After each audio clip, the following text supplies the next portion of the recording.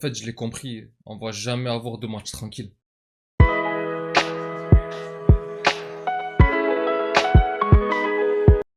Salut mes madrilènes, salut mes merengues, salut mes galactiques. J'espère que vous allez tous très bien. Qualification du Real Madrid dans un match, mais un match, les gars. Waouh. Il va laisser des traces ce match, hein. Il va laisser beaucoup de traces encore. J'ai l'impression que cette année, on peut pas avoir un match tranquille. Même quand tu gagnes à l'aller, à l'extérieur, face à une équipe comme la Real Sociedad, à domicile, tu galères encore. Que ce soit une grande équipe, une équipe moyenne ou une petite équipe, de toutes les manières, cette année, on peut pas avoir de match tranquille. Il faut oublier. Et encore le début de match, je me suis dit, bon, il y a l'erreur de placement de Vasquez, et je me suis dit, bon, ça va être Vasquez, comme d'hab, qui va nous plomber. Pas du tout. Pas du tout. Après ça, on a eu l'égalisation d'Hendrick. Et les gars, honnêtement, Hendrick, c'est trop le culot de ce joueur. Il est vraiment trop chaud. Il est vraiment trop fort, ce petit. C'est un truc de fou. Le joueur, ça fait même pas... Allez, bon, ça fait un peu plus de 6 mois. Mais ça fait même pas un an qu'il est arrivé en Europe. Il apprend un nouveau football dans un nouveau championnat. Avec une nouvelle équipe qui est le Real Madrid quand même, c'est pas n'importe quoi. Et va voir le niveau qu'il arrive à atteindre ce joueur quand tu lui donnes sa chance. Il a quasiment jamais été décevant quand il est rentré en jeu. Et quand il est en titulaire, là, en Coupe d'Espagne, c'est encore pire. Tous les matchs, il a marqué. À part le début, là, contre la Deportiva Minera, mais c'était une équipe de 5ème division, on s'en fout. Tous les matchs, sinon, il a été décisif. À l'aller, c'est lui qui te marque le but. Et là, ce soir, il te met un but, mais en plus, magnifique. Le lob qu'il te fait, là, le petit piqué qu'il te fait par-dessus le gardien, c'est splendide. C'est le geste juste. Et il te le fait parfaitement, en plus de ça. La passe de Vini, on va en reparler, elle est aussi magnifique. Parce que Vinicius, ce soir, il a quand même fait des bons trucs. Il a quand même fait de très bonnes choses, même. D'ailleurs, là, le maillot, c'est du Vini, les gars. Et ce soir, on a eu toutes les facettes de Vini, par contre. Hein. On a eu le très bon Vinicius, comme sur ce but-là. Comme la passe qu'il fait aussi à Bellingham pour le 3-2, il me semble. Ouais, c'est le 3-2. C'est parfait. Et à la fin de match, elle est exceptionnelle. Vinicius, en fin de match, c'était le seul qui mettait le feu. Et il les a vraiment bougés à lui tout seul. Dommage, il a encore ce geste qui est... Enfin, il lui manque le geste juste, quoi, comme d'habitude, en fait. Devant la cage, au bout d'un moment, là, quand il part seul, lancé par Modric, et qu'il veut éliminer le gardien, alors qu'à mon avis, il a le temps de la placer bien avant, mais il élimine le gardien pour essayer de le tirer finalement, il tire directement sur le gardien. C'est dommage, mais honnêtement, il a été chaud, et 2 passes décisives, mine de rien.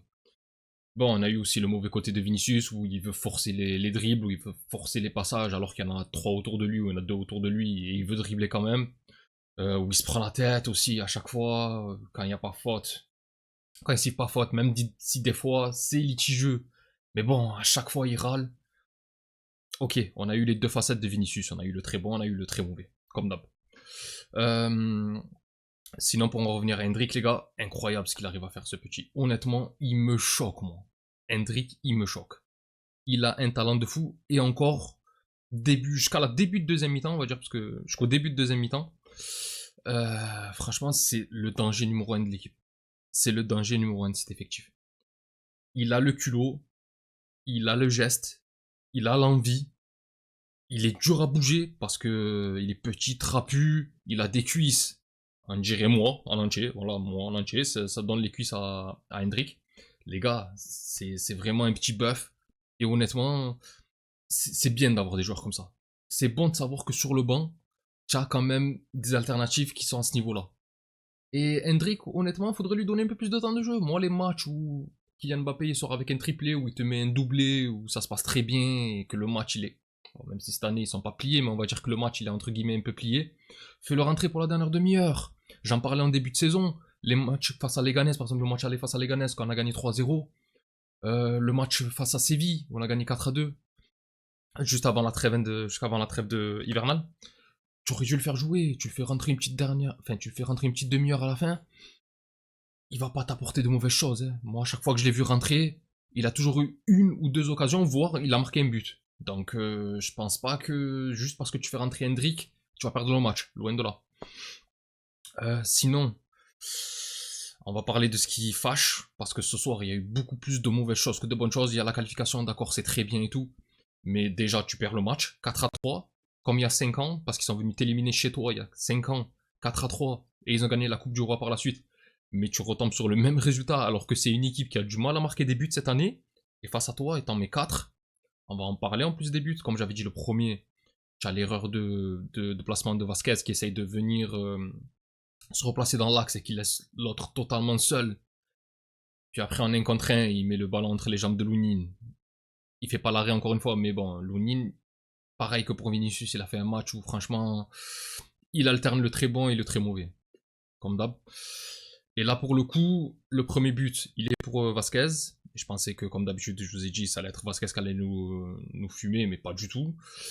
Puisque par la suite, c'est Alaba par 2 fois qui permet à la Sociedad de reprendre l'avantage et d'être qualifié, mais de très loin en plus de ça. Parce que tu as été mené 3-1 chez toi quand même, hein, par la Sociedad. Et les 2 buts contre 5 ans d'Alaba, bon, contre 5 ans, oui, contre 5 ans. Le premier, c'est un contre 5 ans sûr. Là où il a tapé du talon et où ça passe entre les jambes de Lunin. Et le deuxième, bon, il dévie la frappe. Et encore une fois, il prend totalement contre Pelounin et ça tombe dans le petit filet. Et je suis désolé, mais à la barre en plus, c'est pas trop de sa faute parce que on sait qu'il a un peu de mal à revenir et tout. Mais pour le coup, défensivement, c'était léger, hein. Déjà, pour arriver au moment de la frappe, c'est que avant ça, il y a eu des erreurs, hein. Parce que ce soir, on va en parler, mais Kamavinga, les gars. Ouais, dur. Très dur, le match de Kamavinga. Il m'a fait vraiment très mal, hein. Et ça m'énerve parce que j'aime trop ce joueur. Et je m'attendais pas à ce qu'il ait ce niveau-là cette année. Mais là, depuis sa blessure, il avait du mal au milieu. Mais là, en latéral gauche, si tu veux montrer à Ancelotti que tu veux pas jouer latéral gauche, ce soir, tu as fait ce qu'il fallait. La prestation de ce soir, elle est horrible de la part de Kamavinga. C'est nul. Placement, c'est nul. Boulette, c'est nul. Balle au pied, c'est nul. Il a perdu je sais pas combien de ballons en faisant des mauvaises passes. Intercepté. Il se faisait manger à chaque fois. Ok, Kubo, on le sait, c'est quelqu'un qui est très très perturbateur sur son côté. Il arrive souvent à provoquer et passer. Mais là, pour le coup, Kamavinga, il s'est fait boire tout le match. Vraiment, il a pris le bouillon, mais comme jamais. C'est la première fois que je voyais quelqu'un comme ça. C'était dur. Moi qui ai vu des Mendy prendre l'eau, qui ai vu des Fran Garcia prendre l'eau, là, Kamavinga, il nous a fait Gogeta, il nous a fait la fusion des deux, mais en surpuissant, genre. C'est un truc de fou. Bon, sinon. Et d'ailleurs, j'aimerais savoir, parce que Ancelotti, pourquoi il a mis Kamavinga à gauche, en fait? Fran Garcia, il sort d'un match de fou face à Leganés. Pourquoi tu le mets pas? Moi, au début, je me suis dit peut-être que j'avais pas vu qu'il avait ressenti une gêne avant match ou quoi, qui faisait qu'il était pas titulaire. Bah après il est rentré, j'ai vu qu'il a plutôt bien tenu la baraque, donc j'ai pas trop compris pourquoi il a voulu mettre Kamavinga en arrière gauche. Peut-être que vu qu'il voyait qu'il avait du mal au milieu, il s'est dit je vais le remettre en latéral gauche, histoire de trouver un poste ou quoi. Mais non, il est pas fait pour jouer latéral gauche. Il a fait de très bonnes prestations il y a 2 ans, c'est vrai. Il a très bien dépanné sur le côté gauche, mais déjà c'était pas le même Kamavinga que là, il était pas autant en galère. Et surtout, là cette année, je trouve que Fran Garcia, il a step up un peu. Il est monté en gamme, hein. Donc je vois pas pourquoi tu forces à mettre Kamavinga. Je vois pas pourquoi tu forces à mettre quelqu'un qui n'est pas à son poste, alors que tu as quelqu'un qui est normalement latéral gauche et qui fait le boulot. J'arrive pas à comprendre. Peut-être qu'il a voulu le reposer, peut-être que... Mais j'arrive pas à comprendre. Je sais pas. Honnêtement, je sais pas. Sinon, gros match de Bellingham. J'ai beaucoup aimé le match à Bellingham. Il a terminé sur les rotules. Et franchement, grosse prestation. C'est lui qui te permet de marquer le deuxième but. Donc, sur le centre de Vinicius, c'est lui qui la reprend super bien. Au bout d'un moment, il te fait une tête un petit peu décroisée comme ça, plongeante. Juste avant la fin du match, où il aurait pu te qualifier. Malheureusement, le gardien qui a fait la grosse boulette sur le corner de Tchouaméni, il te fait l'arrêt à ce moment-là. Mais franchement, Bellingham aujourd'hui, comme le match face à Leganés aussi, 10 sur 10. J'ai adoré son match. J'ai vraiment surkiffé son match. Après, sinon, j'ai pas compris encore une fois, tu termines le match avec Tchouaméni en défense centrale. Alors, je veux bien si Asensio il est cuit ou ce que tu veux, mais là pour le coup, Asensio, il a pas joué avec la sélection espagnole. Il a été appelé, d'accord, Mais il a pas joué, donc il est encore frais, il a 21 ans en plus, il a besoin de jouer. Je crois 22 ans, non, je crois qu'il a il a fêté son anniversaire il y a pas longtemps. Mais j'ai pas compris pourquoi il est sorti. D'accord, tu veux faire rentrer un milieu en plus, tu veux faire rentrer un attaquant en plus, tu vas aller chercher la victoire, il n'y a pas de problème. Mais que tu sortes Chouameni pour mettre Modric, ou que tu sortes ou que tu sortes Raúl Asensio pour mettre Modric, de toute façon ça revient au même, hein, tu vas mettre un central, donc laisse Asensio à sa place. Qu'est-ce que tu essayes de faire? Qu'est-ce qu'il essaye de faire cette année à Carlo Ancelotti? J'arrive pas à comprendre. Il est plein de magouilles, il force avec Chouamini en défense centrale, encore sur ce match-là. Moi je trouve qu'il a voulu forcer. D'accord, peut-être qu'en fin de match, il n'y avait plus besoin de quelqu'un de rapide parce que ça allait jouer des centres, ils étaient crevés et tout. Il s'est dit, avec Chouameni et Rudiger, au moins le jeu aérien, le jeu physique, tout ça, ça va un peu tenir. Mais c'est bon. Tu n'en as pas besoin, tu as besoin d'un Asensio, tu as besoin de quelqu'un au cas où. Là, si ça partait dans le dos ou quoi, qu'est-ce que tu fais? Chouameni, c'est pas l'assurance tout risque en défense. On l'a vu déjà. On l'a vu. Et au milieu, c'est bon. Ça va. Ok, y a pas de problème. Et là, ce soir, il te met son but en plus, avec la faute de main du gardien. On s'en fout. De toute façon, tu fais une faute. Hein, c'est la faute du gardien. Et arrêtez, c'est bon maintenant. Il faut qu'il arrête. Sinon, oui, il y a eu encore des actions litigieuses sur ce match. Bien sûr que ça va encore en parler. Ils vont encore dire que le Real a été avantagé ou pas. On s'en fout, parce qu'ils vont sûrement parler encore 50 fois de l'action juste avant la mi-temps, là, où il y a Vinicius qui pousse Kubo juste sur la ligne, en plus je crois que c'est même pas dans la surface. Mais bon, d'un autre côté, tu as aussi une action très litigieuse, où tu as Bellingham qui se prend une gifle là, du gardien. Et bizarrement, l'équipe, parce que moi déjà j'aime pas regarder les matchs sur l'équipe, je sais pas pourquoi je regarde sur l'équipe, mais déjà l'équipe là, Tarago, on le sait qu'il est pro Barça, et à chaque fois qu'il y a un truc comme ça, d'un côté c'est super grave, ah il y a quelque chose et tout, de l'autre côté, bon ça va. Vinicius aussi, au bout d'un moment il y a une action un petit peu litigieuse sur Vinicius, ah ça va, c'est pas très grave. De toute façon on verra demain ce qu'ils vont dire sur le Barça, je suis sûr que bizarrement là il va être la meilleure équipe du monde et tout, c'est bon, on sait comment ça se passe avec les pro Barça.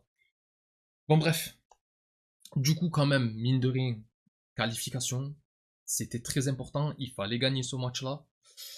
Il fallait faire les choses, on l'a fait. J'aurais aimé ne pas perdre. Mais bon, tu as quand même perdu, tu es allé aux prolongations.